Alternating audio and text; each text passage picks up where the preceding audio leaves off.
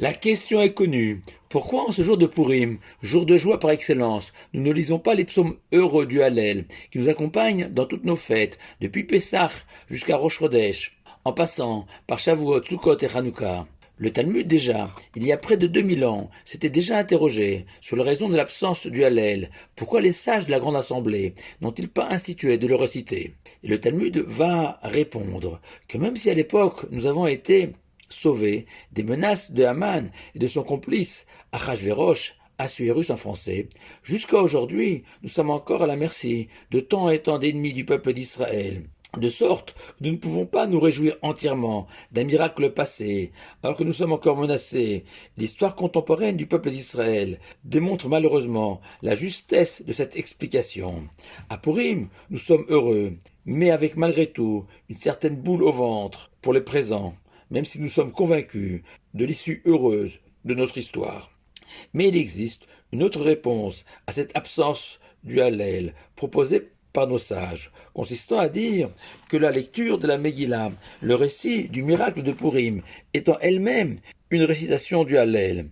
Réponse étonnante, car le mot Hallel signifie une louange, un immense merci, celui que nous adressons à l'Éternel à l'occasion de nos fêtes, pour tous ces beaux moments de vie. Or, dans la Megillah, c'est avant tout un récit, une histoire, mais la phrase clé du Hallel, Odou Hashem Kitov, remercier l'Éternel, car il est bon, ne figure pas dans la Megillah, ni même le mot merci. Et comment peut-on considérer que la lecture de la Megillah remplace le Hallel? Et c'est là que s'il était vivant, on aurait pu faire appel au célèbre inspecteur Colombo. En effet, nous le savons tous, la Megillah est le seul livre de la Bible où le nom de l'Éternel n'y figure pas. Pourquoi? Car comme le nom de son héroïne, Esther, celle qui est cachée, l'Éternel, après la destruction du premier temple, donne l'impression de s'être retiré du devant de la scène de l'histoire. Nous le savons tous, que Dieu est omniprésent, et que nous lui devons chaque fraction de seconde de vie, et qu'il suffit de prêter attention à tous les détails de la vie, de notre existence, pour se rendre compte combien le Tout-Puissant est bienveillant, généreux, protecteur à chaque instant, et que tel l'inspecteur Colombo, collectant peu à peu tant et tant d'indices pour à la fin de l'épisode désigner le véritable coupable, nous aussi, dans la Megillah comme dans notre vie, en rassemblant tous les éléments de la Megillah et de nos vies, comme des fibres de laine que l'on réunit pour former un fil. Ainsi, avec un peu de réflexion, d'analyse, beaucoup de fois, l'Éternel apparaît dans toute sa splendeur. Nous reconnaissons que nous lui devons le miracle de Purim, comme celui de notre vie. Or, en hébreu, nous savons que Toda, merci, signifie aussi reconnaître, comme le fameux Modéani, récité au réveil. Le mot merci n'a de valeur que s'il émane de la reconnaissance de combien on est redevable à l'autre. Et c'est là tout le défi de cette Megillah. Et j'en voudrais pour preuve, juste un petit exemple de détail insignifiant a priori, digne de Colombo, qui est pourtant si important. La Megillah raconte que Esther était orpheline.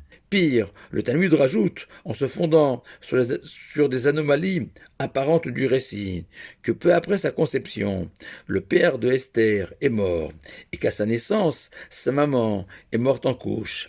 Et a priori, on peut s'interroger sur l'utilité de savoir précisément quand et comment elle était devenue orpheline, l'essentiel étant qu'elle a été adoptée par Mordechai, qui va l'accompagner dans la délivrance du peuple juif. La réponse, que même s'il n'y a rien de plus indispensable pour l'équilibre, l'épanouissement d'un enfant, que deux parents qui s'aiment et qui se dévouent pour son éducation, néanmoins, comme le Tout-Puissant le déclare lui-même, c'est moi, le Père, de tous les orphelins de la terre, et que cette armée de cette foi, que Esther, en dépit de l'absence totale de ses parents, a trouvé la force en elle de devenir l'une des plus grandes femmes de son peuple, et que cette conviction de la protection de Dieu, qui a escorté Esther toute sa vie, doit être aussi la nôtre. Peter Falk, alias l'inspecteur Colombo, a perdu un œil à l'âge de 3 ans. handicap rédhibitoire pour devenir un acteur, à moins d'être habité de cette foi, que Dieu est le Père de tous les êtres de la terre, veillant sur leur destinée, envers et contre tous les pronostics. Shabbat Shalom et Purim Sameach à vous tous.